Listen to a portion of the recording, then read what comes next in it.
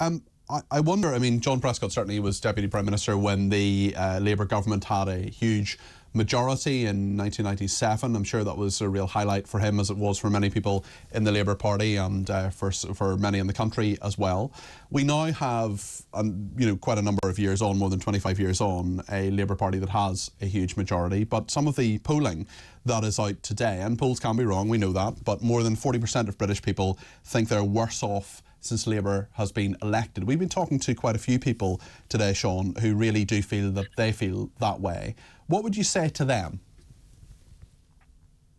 First of all, the Labour Party inherited a huge mess this summer from the government that was thrown out by the country. And let's remember the scale to which the Tories were thrown out in the election that's just taken place. And that's really important. And the reason they were thrown out was they had literally mucked up everything. So you're not going to get, just because you get a change of government, as it were, suddenly a land of hope and promise delivered tomorrow morning. That's just completely unrealistic. And I think what you're seeing here is people rightly saying, we're still hurting, it's still bad, it's still awful. And actually, of course, what Keir Starmer has done is to expose the full horrors of just how bad it was. But he's made the Tories were hiding Shaun, it. But Shaun, he's made decisions as well. Now, you may argue that he's made those decisions simply because of the position he was in, for example, the financial position. But I just want to play you something from earlier on in our programme that a lot of people are reacting to. I've got more calls on this than anything else today. And this is that earlier on I spoke to a caller, a woman who rang in, a woman called Teresa from Leicester. She's an elderly pensioner with health conditions. It was very clear from how she was speaking, and she was struggling with her breathing at one point. I asked her, will you be putting on the heating today? No. I won't turn it on, because even with the fuel allowance, it's not enough to keep you warm all year. It's horrible. Absolutely horrible. Teresa, I am so sorry that you have to make these choices. I'm so sorry. I know, but it's about time they woke up and realised. I mean, I worked for 47 years. I wish I'd never. I mean, that is a woman who is listening to this programme today, Shaun, who is making the heartbreaking choice when it is 1 degree centigrade in Leicester, where she lives. We've checked that online. Not to put the heating on, and there are many, and she receives the winter fuel allowance. There are many other people who've contacted us saying that they've lost it, they've lost the winter fuel allowance, that they're making those kind of decisions themselves. Does Keir Starmer get that? Does he understand that? Look, anyone listening to that interview now has to be absolutely heartbroken hearing that. And I'm not part of the government, so I cannot explain to you why it became necessary to make this choice. I can act in good faith and say that I think that Keir Starmer is a good person, that he's a good man, and that therefore he is not doing this because he thinks it would just be something you can do. So I believe him when he says there was no choice. But you listen to that lady now, I have to tell you, if you said to me, give that lady her heating fuel allowance or put an extra penny on VAT, I have to tell you, I'd put the money on VAT and we'd all have to pay for it. I'm not saying here that there needs to be some extraordinary miracle that solves it another way. But look, I listen to that lady and I know that she is not alone. I know that across the country, there are thousands and probably tens of thousands, and worse, there may be hundreds of thousands of pensioners who are terrified and are making that choice. They're not so poor they get the 300 quid. Yeah. So, look, but that's true, Shaun. Everything you're saying is absolutely true. And indeed, by the government's own figures that came out within the last 48 hours, we know that this decision has directly put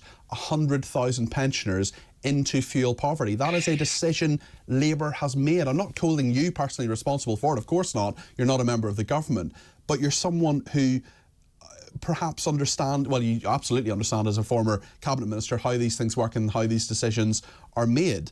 But I just wonder, whether the government gets it. I wonder whether Rachel Reeves and Keir Starmer actually think about people like Teresa, and whether they have, I'm not saying they're cold, callous, horrible people necessarily, but I just wonder whether they get it, whether they understand how real people live.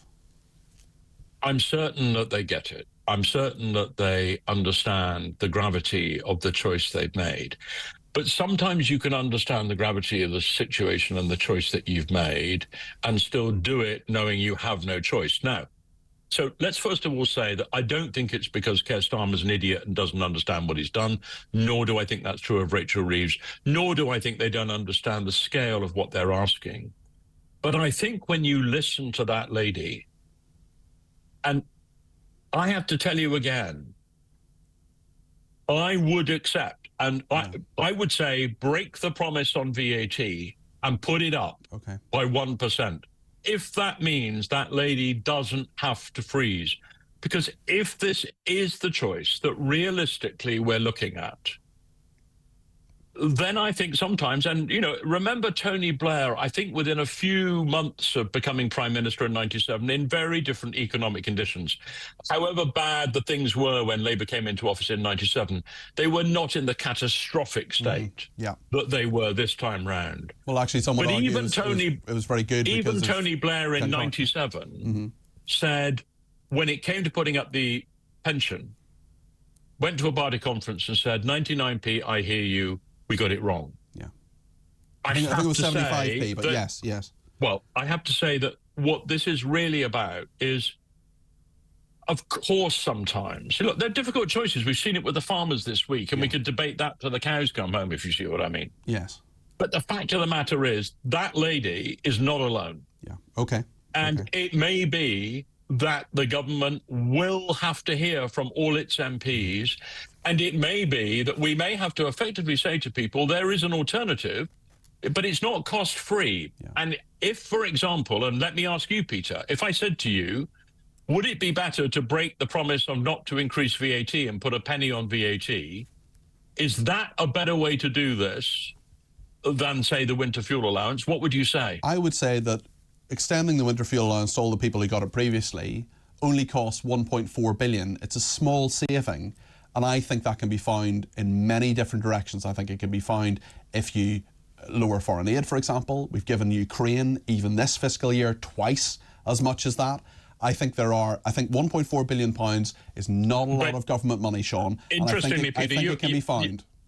You and I are on the same page in saying it can be found. But what I think I'm pointing to here is, if it was about saying, let that lady turn her heating on, or you accept a penny on VAT, we can all pick it off and say, we didn't want it on VAT, we wanted it on this, or we wanted it off the foreign. No, I know what you mean. It's a very simple solution. And look, it was a great deal worse than anybody thought it was when Rachel moved into the Treasury. But I have to tell you, I can't hear that lady, with the most enormous respect to the Prime Minister, to the Chancellor and everyone, I cannot hear her and my hand on heart say, we don't need to rethink this. My heart says right now, with my head, please do this another way, because I can't bear to think of hundreds of thousands of pensioners having to choose between no heat at all and something. And we've got to find a way to do this, because that lady needs to be heard. Well, Shaun, thank you very much indeed. She will be heard. Shaun's been heard on that. I think he's made some very good points on